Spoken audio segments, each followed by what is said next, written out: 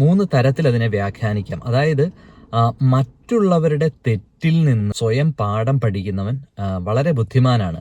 സ്വന്തം തെറ്റുകൾ വരുത്തി അതിൽ നിന്ന് പാഠം പഠിക്കുന്നവനും ബുദ്ധിമാനാണ്.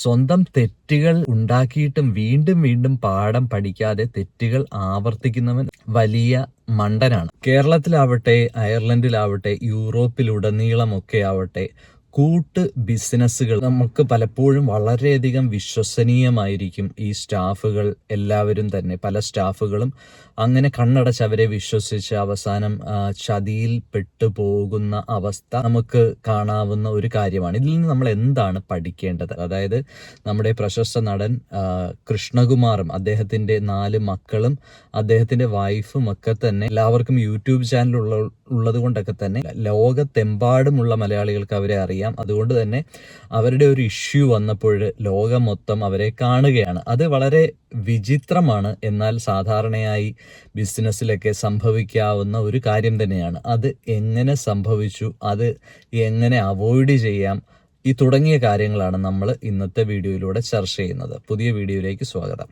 ശ്രീ കൃഷ്ണകുമാറിൻ്റെയും കുടുംബത്തിൻ്റെയും ഏറ്റവും വലിയ ഒരു വിജയം എന്ന് വെച്ച് കഴിഞ്ഞാൽ അവർക്ക് ഈ 1 വർഷത്തോളമായി ഈ ചതി പറ്റിയെങ്കിലും അവർ എപ്പോൾ ചതി പറ്റിയെന്ന് തിരിച്ചറിഞ്ഞപ്പോൾ വേണ്ടത്ര മുൻകരുതലെടുക്കുകയും ആ ഇരകളെ, ആ വേട്ടക്കാരെ കൂടുതൽ, ആ തെറ്റ് ചെയ്തവരെ കൂടുതൽ ആക്രമിക്കാൻ ശ്രമിക്കാതെ അവർക്കൊരവസരം കൂടി കൊടുക്കാൻ ശ്രമിക്കുകയും വളരെ ജെനുവിനായിട്ട് അവരെ സമീപിക്കുകയും എന്നാൽ ഇനിയും ഇവരെ പൂർണ്ണമായി വിശ്വസിക്കാൻ പാടില്ല എന്ന് മനസ്സിലാക്കി അവരുടെ വീഡിയോകൾ അവർ റെക്കോർഡ് ചെയ്യുകയും അവരെ അല്പം ഭീഷണി സ്വരത്തിലൂടെയാണെങ്കിലും തെറ്റുകൾ സമ്മതിപ്പിക്കുന്ന വീഡിയോ ഉൾപ്പെടെ റെക്കോർഡ് ചെയ്ത് തെളിവുകൾ ശേഖരിച്ച് തിരിച്ച് നമുക്കിനിയും അവരുടെ ഭാഗത്തുനിന്ന് ഒരു ആക്രമണം ഉണ്ടായാൽ നമ്മൾ വീണു പോകരുത് എന്ന് മനസ്സിലാക്കിക്കൊണ്ട് അവർ മുൻകരുതലെടുത്തത് മാത്രമാണ് അവരെ വിജയത്തിലേക്കും അവരുടെ സത്യസന്ധത തെളിയിക്കാനുമായിട്ട് അവരെ സഹായിച്ചത്. തെറ്റ് ചെയ്യുന്നവർ ഓർക്കേണ്ട ഒരു കാര്യമുണ്ട്.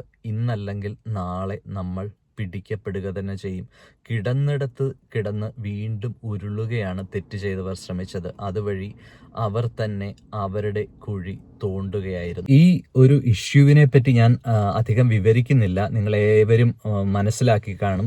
അവരുടെ തന്നെ സോഷ്യൽ മീഡിയ പ്ലാറ്റ്ഫോമിലൂടെയൊക്കെ തന്നെ മനസ്സിലാക്കി കാണും. ശ്രീ കൃഷ്ണകുമാറിന്റെ കുടുംബത്തെ പറ്റി പറയുകയാണെങ്കിൽ അദ്ദേഹം ഒരു മാധ്യമ പ്രവർത്തകനായും ടെലിവിഷനിലൂടെയും സിനിമയിലൂടെയും ഒക്കെ നമുക്ക് ഒത്തിരി പരിചിതനാണ്. 4 പെൺമക്കളാണ് അദ്ദേഹത്തിന്. ഓരോ മാതാപിതാക്കൾക്കും, പ്രത്യേകിച്ച് കേരളത്തിൽ വലിയ ഒരു ബാധ്യത പോലെ കാണുന്ന ഒരു കുടുംബം ആവേണ്ടിയിരുന്ന കൃഷ്ണകുമാറിന്റെ കുടുംബം, ഓരോ പെൺമക്കളും അവരുടെ ഒരു ഉത്തരവാദിത്തത്തിൽ, നമുക്ക് പലർക്കും പല അഭിപ്രായങ്ങളും കാണും. അവര് കൂടുതൽ വസ്ത്രങ്ങൾ ഉൾപ്പെടെ അവരെ എക്സ്പോസ് ചെയ്ത് അങ്ങനെയൊക്കെ ചെയ്യുന്നു എന്നൊക്കെ പല അഭിപ്രായങ്ങളുണ്ടാവും. പക്ഷെ അവരവരുടെ സ്വന്തം കാലിൽ നിന്നുകൊണ്ട് ഓരോരുത്തരും ഒരു പബ്ലിക് പ്ലാറ്റ്ഫോം എങ്ങനെ യൂസ് ചെയ്യണം, അങ്ങനെ ഒരു മാതാപിതാക്കൾക്ക് ഒട്ടും ബേർഡൻ ആവാത്ത രീതിയിൽ സ്വന്തം കാലിൽ നിന്നുകൊണ്ട് സ്വന്തമായിട്ടുള്ള ബിസിനസ്സുകളും ജീവിക്കാനായിട്ട് പഠിച്ച ഒരു 4 പെൺമക്കളായിട്ട് സമൂഹം അംഗീകരിക്കുന്ന ഒരു കുടുംബം തന്നെയാണ് അവരുടെ. ഇവിടെ വീഴ്ച പറ്റിയെന്ന് ചോദിക്കുമ്പോൾ വളരെയധികം ബിസിനസ്സിലേക്കും സോഷ്യൽ മീഡിയയിലേക്കും ഒക്കെ ഇറങ്ങി കുടുംബജീവിതത്തിലെ കാര്യങ്ങളുണ്ട്. ആ കുട്ടി പ്രഗ്നന്റ് ആണ് എങ്കിലും എല്ലാത്തിലും ആക്റ്റീവായി നിന്നു. പക്ഷേ കൂടുതൽ ബിസി ആയപ്പോഴത്തേക്ക് സ്വന്തമായിട്ടുള്ള ഒരു ബിസിനസ്സിൽ, സ്വന്തമായിട്ട് അവർ തുടങ്ങിയ ജ്വല്ലറി ബിസിനസ് വേണ്ടത്ര രീതിയിൽ ശ്രദ്ധിക്കാനായിട്ട് അവർക്ക് സാധിച്ചില്ല എന്നുള്ളത് തന്നെയാണ് സത്യം. അവിടെ ഓഡിറ്റിങ്ങിന് ആളെ വെച്ചിട്ടുണ്ടായിരുന്നു. പക്ഷേ ആ ഓഡിറ്റിംഗ് ഒക്കെ വന്നപ്പോഴത്തേക്കായി ഒരു ഇയർലി ഓഡിറ്റിംഗ് ആയിരിക്കും ഒരുപക്ഷെ ഉണ്ടായിരിക്കുന്നത്. അപ്പോഴത്തേക്ക് തന്നെ കുറേയധികം താമസിച്ചു പോയി എന്നുള്ളത് അവർക്ക് സംഭവിച്ച ഒരു വീഴ്ച തന്നെയാണ്. ഇതിൽ നിന്ന് നമുക്ക് എന്ത് പാഠം പഠിക്കാം? നമുക്ക് വിശ്വാസമുള്ള ആൾക്കാരാണെങ്കിൽ പോലും അറ്റാച്ച്മെന്റും അതോടൊപ്പം ഒരു ഡിറ്റാച്ച്മെന്റും ഇവരുമായിട്ടൊക്കെ സൂക്ഷിക്കുവാനായിട്ട് നമുക്ക് സാധിക്കണം.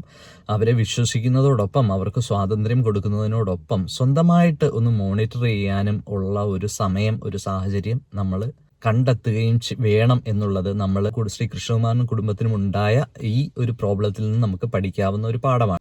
അപ്പോൾ ഇവർക്ക് വന്ന ഒരു വീഴ്ച എന്താണെന്ന് പറഞ്ഞു കഴിഞ്ഞാൽ, ആ ഒരു പല കാര്യങ്ങളിൽ ഒരേ സമയം ആക്റ്റീവായിരിക്കുന്നത് ഏതൊരാൾക്കും നല്ലതാണ്. പക്ഷെ ലൈഫിൽ ഒരു ബാലൻസ് ഉണ്ടാവുക തന്നെ വേണം. അങ്ങനെ പൈസ ഉണ്ടാക്കാവുന്ന സാഹചര്യങ്ങൾ ഉണ്ടെങ്കിൽ പോലും ഒരു പരിധിയിൽ കൂടുതൽ ഇതിൻ്റെ പുറകെ മാത്രം നടക്കാതെ നമ്മുടെ ലൈഫ് ബാലൻസ് ചെയ്യാനുള്ള അല്പം എക്സസൈസിനും അല്പം പ്രാർത്ഥനയ്ക്കും എല്ലാത്തിനുമുള്ള ഒരു സമയം ആവശ്യത്തിന് നമ്മൾ സമ്പാദിച്ചതിന് ശേഷം ബാക്കി നമ്മളൊരു ബാലൻസ് ചെയ്തില്ല എങ്കിൽ നമുക്ക് ഇതുപോലെയുള്ള ബുദ്ധിമുട്ടുകൾ വരാൻ സാഹചര്യമുണ്ട്. മൂന്നാമത്തെ ഒരു പാഠം എന്ന് പറഞ്ഞു കഴിഞ്ഞാൽ, നമ്മൾ എത്ര മോണിറ്റർ ചെയ്താലും എത്ര വിശ്വസിച്ചാലും ചിലപ്പോൾ ചില ആത്മമിത്രങ്ങൾ എന്ന് നമ്മൾ വിചാരിക്കുന്നവർ നിമിഷം കൊണ്ട്, ഒരു ദിവസം കൊണ്ട് ഒരുപക്ഷെ നമുക്ക് വലിയ ശത്രുക്കളായേക്കാം.